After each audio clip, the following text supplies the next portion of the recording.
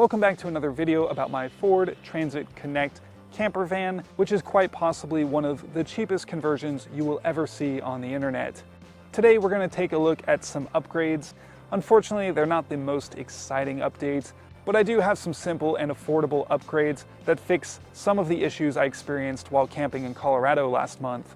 I'm doing a short trip next week up to Palo Duro Canyon near Amarillo, Texas. I'm only going to go for about a day or two. It's going to be a pretty short trip, but I will be testing out all these products that you see today in this video. All of the products featured in this video, I've left links in the description down below so you can check those out if you are interested. Before I show you the upgrades that I have today, I will show you the inside of the van very quickly because I don't have my bike in it currently.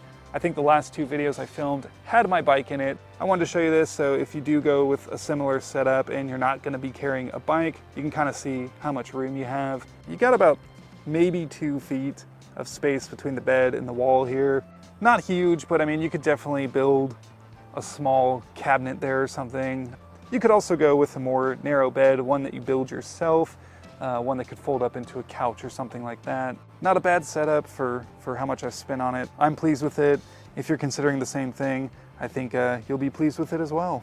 The first upgrade we're going to look at today is for the front window. While camping in Colorado, I did have my windows cracked to allow airflow into the van, and it did a fantastic job letting the breeze in, but unfortunately it did let some bugs in. It wasn't like a swarm of insects came in and got me, but it was still somewhat of a nuisance where I had to kill a couple. So I started looking online for solutions. I did find a product called Skeeter Beater, and apparently it has really good reviews, but it was like $55. I'm sure it's a great product, I'm not knocking it, it's just I didn't want to spend that much for, you know, a couple bugs getting in. And then I started looking at some DIY options, and it was essentially the same thing. Just buy some mosquito netting at a hardware store, and then a bunch of magnets. With materials and everything, it probably cost around $20. The only issue I had with that is having all these extra magnets, finding a place for them, and honestly putting it on every night, like coming out here and sticking a bunch of magnets around the door to make sure it doesn't blow away. It just seemed like a little bit more effort than I was willing to put in. Also, if someone is an absolute jerk, they could just walk by and take your mosquito net that you worked so hard on. So I started searching on Amazon for window sunshades, and I found these sunshades from Quality Motors. I believe it's supposed to sound like quality, but everything sounds cooler with some Z's on it, like boys. School's out for summer. But a lot of the comments and reviews says it works for bug protection as well. So these were $25 on Amazon, and I like that they actually slip over the whole door frame. No, they're not custom fit for this van. They do come in various sizes. I went with the extra large size because these doors are pretty big and you have to accommodate for the mirrors as well. So while it's not completely snug on the outside of the van, it's pretty snug on the inside of the door. So if a bug does get through the first layer, they should not be able to get through the second layer, at least I hope. Another nice thing about this setup is I can still use my stick-on window coverings on the window and then slide the mosquito net right over it, offering another level of protection. It still lets the nice cool breeze come through. People can't see in, and it keeps bugs out.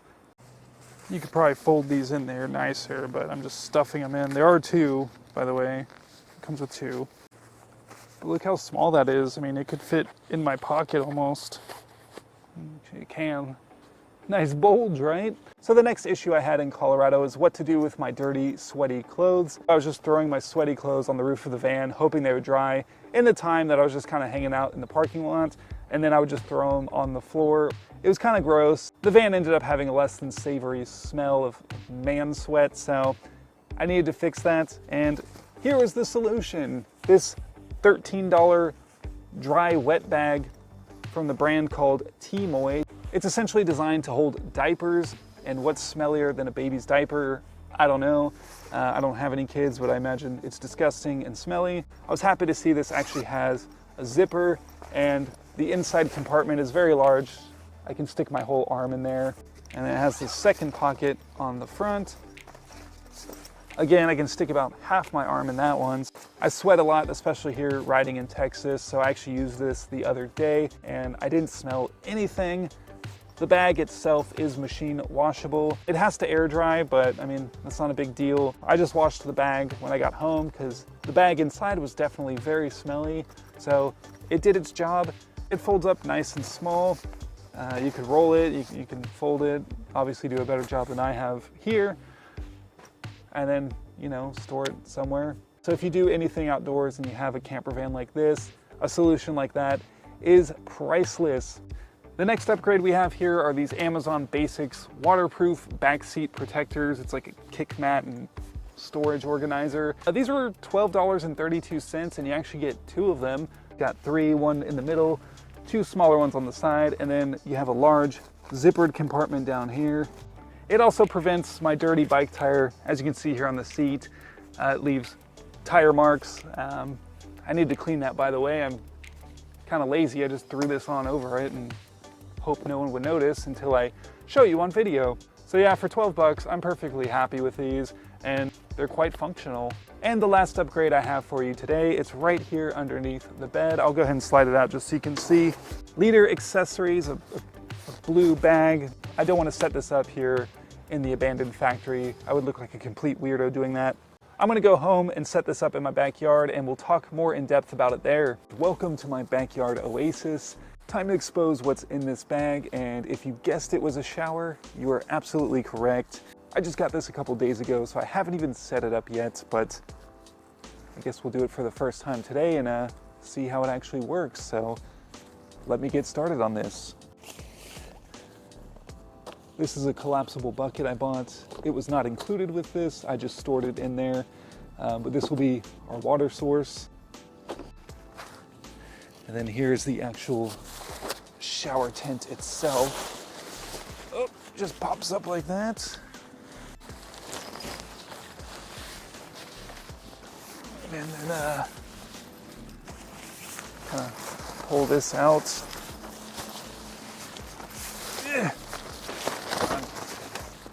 Easier said than done, I suppose. There we go. Almost. Oh no. Back didn't pop out.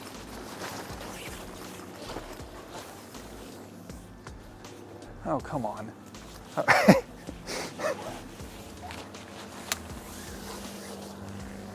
There we go. Easy. Easy as that. It does come with stakes, so you can stake it down. It's got straps here. I'm just gonna throw a couple in just to be safe.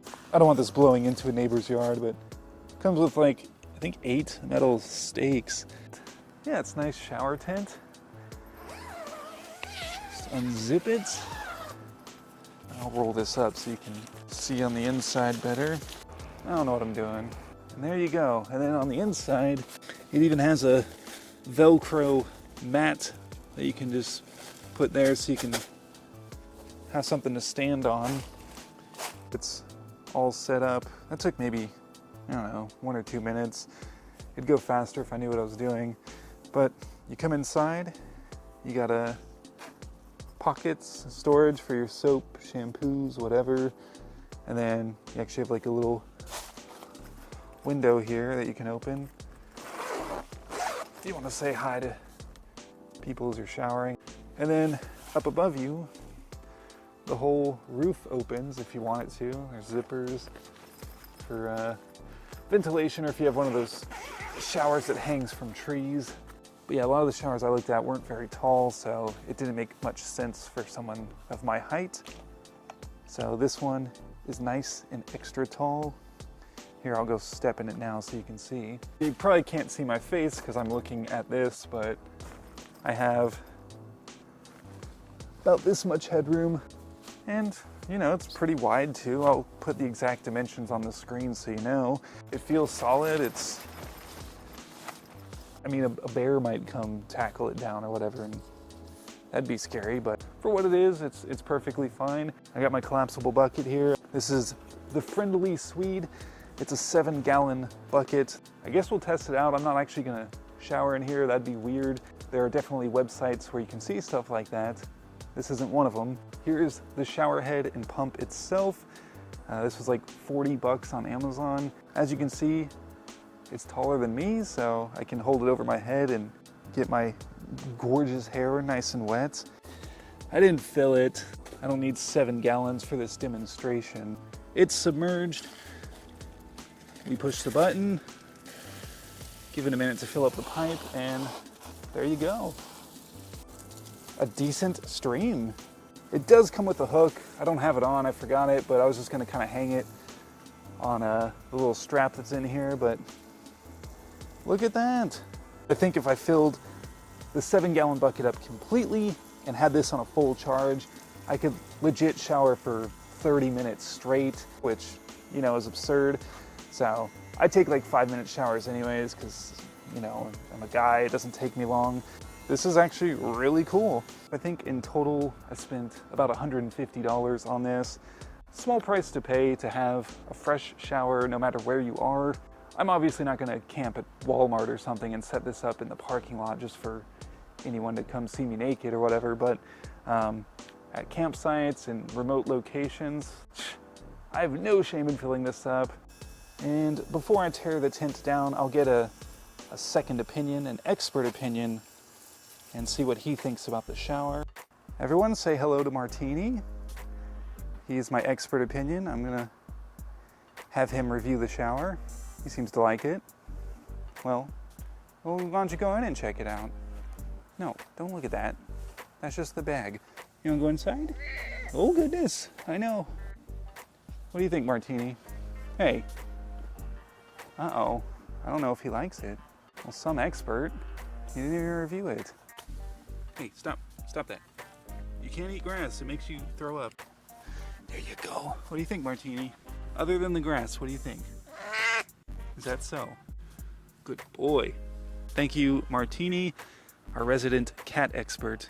He's like 18 or 19 years old, so he's quite particular. He seems to like the shower, but not as much as eating grass. He's over there eating grass, and he's gonna throw up later.